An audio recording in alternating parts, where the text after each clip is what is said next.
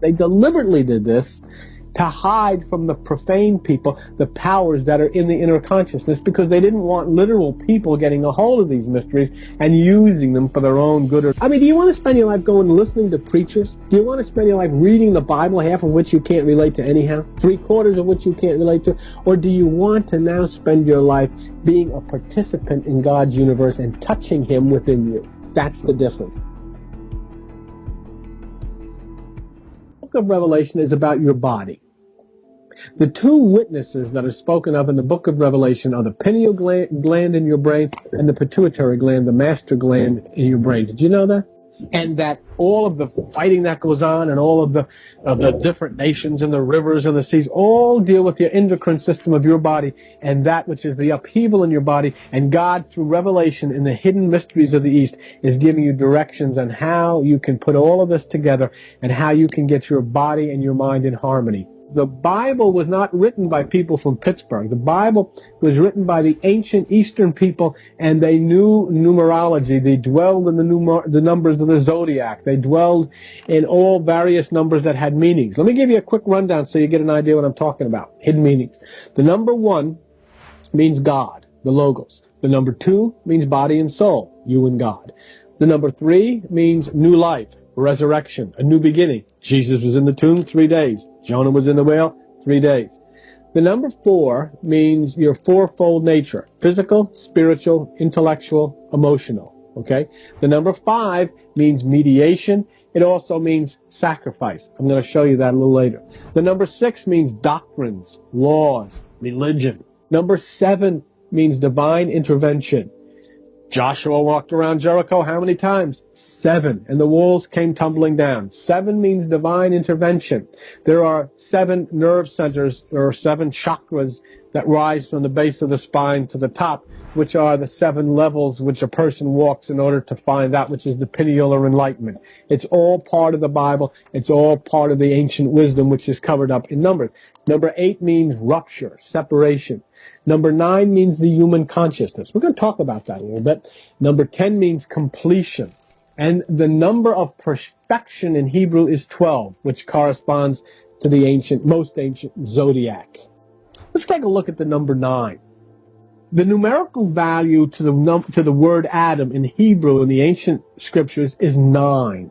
Everything had a numerical value, and that's why there is such mystery in the ancient scriptures, because they used numbers to deceive people who tried to think intellectually. The number 9 means Adam. Adam means earth. The earth means your flesh, your mind, your emotions, the ego, the macho, the I will do what I think, and all this kind of business, okay? So when you use that number 9, it starts to reveal a lot of things to you. If you look in the Bible, you'll see many references to 3.5 or 42 months, 3.5 years, 42 months. It all comes out to 9. Let me show you how. You'll see it as 42 months. You'll see it as 3.5 years.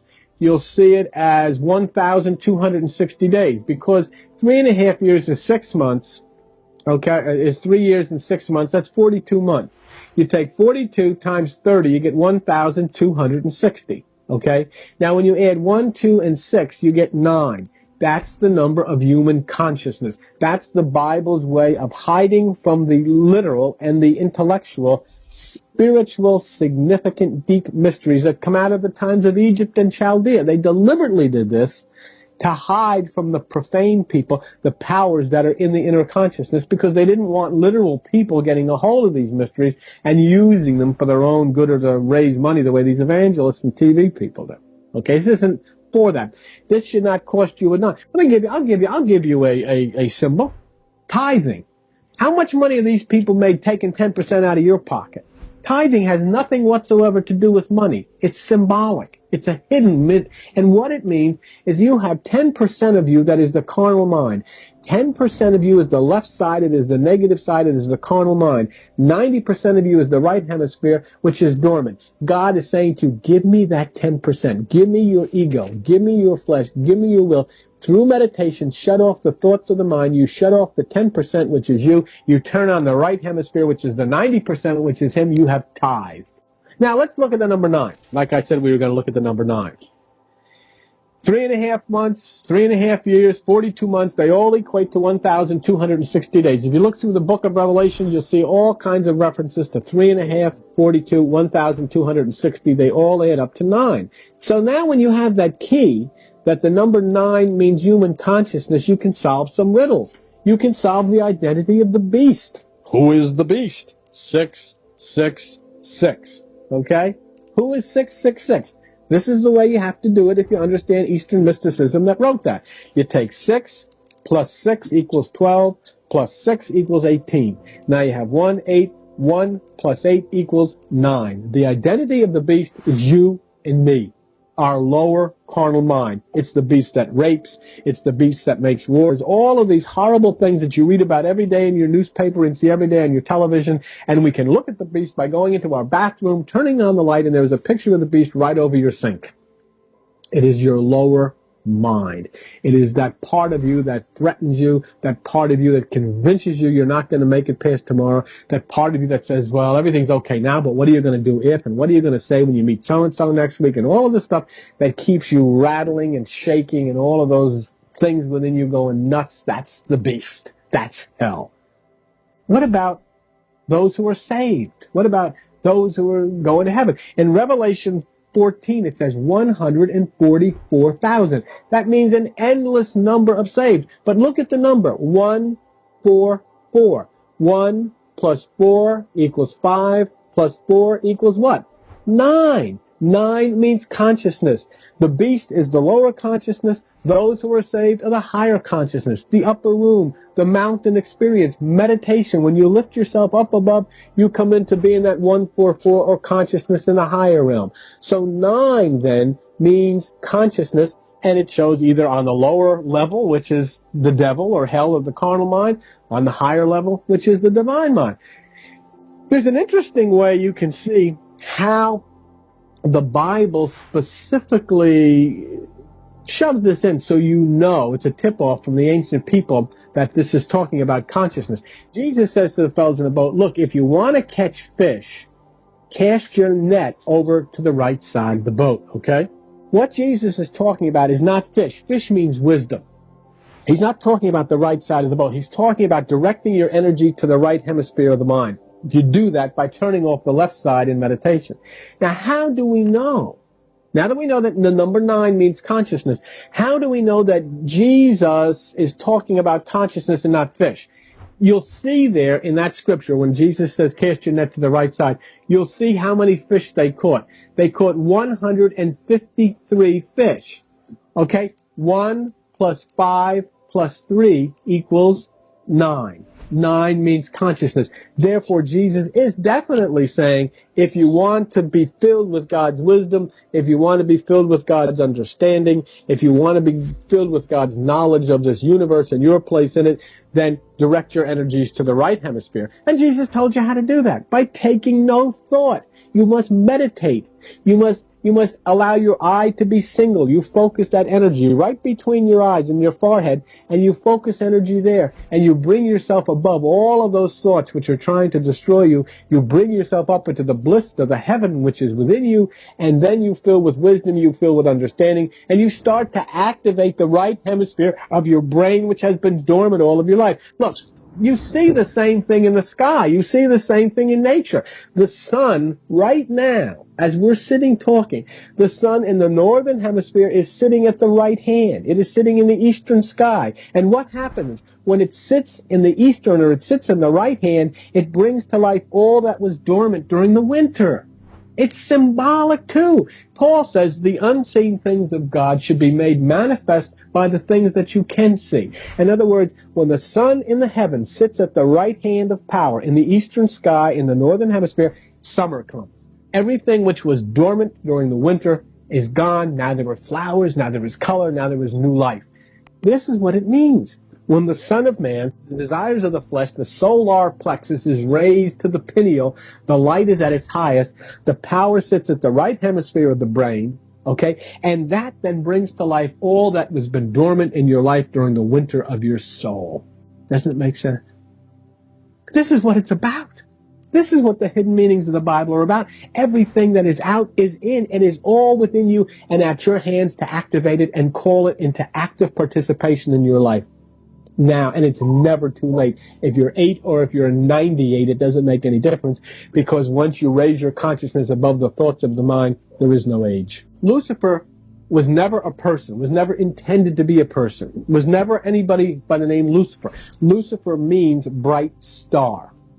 Okay? And the reason the name is given Lucifer, the star, and the reason the star, because it has 5 points. Sight, taste, touch, smell, hearing. Bright star. That means when your senses, your ego, are under control of the higher realm of God, then Lucifer. That means everything is under God's control. Fine. But when that star falls, remember Jesus said, I saw Satan fall from heaven like lightning, the falling star. That means the 5 senses are now under the control of the ego. Sight, taste, touch, smell, and hearing are under your control, and then we got the problems with sex, we got the problems with drugs, we got the problems with foods, we got the problems with our mouth, we got the problems with gossip, we got the problems with the things we see, we got all the problems of the things that we do. We are now in hell. Satan has arrived. That's what it means. Now, once this star fell, and once the 5 senses come under the control of the ego, okay, and this is what it means, how then are the 5 senses returned back up into the higher realm?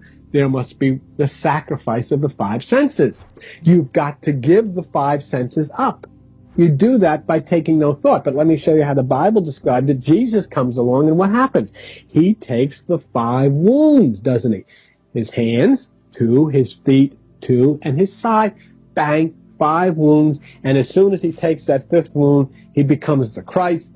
He then ascends spiritually, and the 5 senses are returned to God. They fell with Lucifer to Satan. They return to the higher place with God. When the flesh is sacrificed, then the Christ consciousness ascends. That's exactly what the mission is for you. You see, all of this happened where? It happened in Golgotha. Golgotha means skull, which means it's consciousness. People say, well, he doesn't believe it really happened. It doesn't make any difference. The point is, does it happen now? Does it happen for you? How can you make this?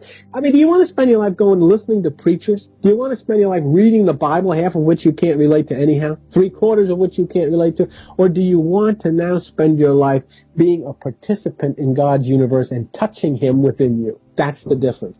If so, then the 5 wounds must be taken spiritually as Christ, rising with Him into the higher consciousness above human thought, in the skull, Golgotha, okay? Let me show you how the 5 wounds are acted out in your body. It happens to everybody. The whole message is the changing of the 5 senses of the ego into one, into a oneness with God, right? Well, let me show you how this happens. When you're born, and you can ask any good chiropractor this, when you're born, you have 33 vertebrae. But between the age of 1 and 6, there are 5 vertebrae at the base of your spine area, which fuse into one, and they become the foundation on which you stand. It happens. It happened to you. A miraculous thing happened, or not miraculous, that's a bad word, a natural thing happened to also show you, just as the sun in the sky does, what happens with Lucifer, what happens with Jesus, what happens with the 5 changing into one.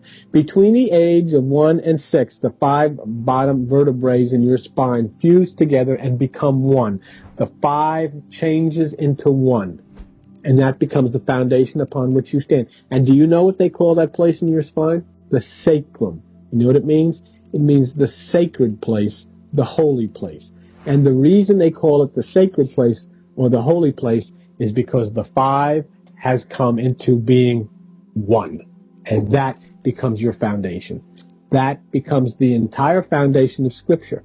That becomes the foundation of the fall of man when the 5 are taken over by the ego, becomes the foundation of the resurrection of man when the 5 are given back through meditation and you rise up into Christ consciousness.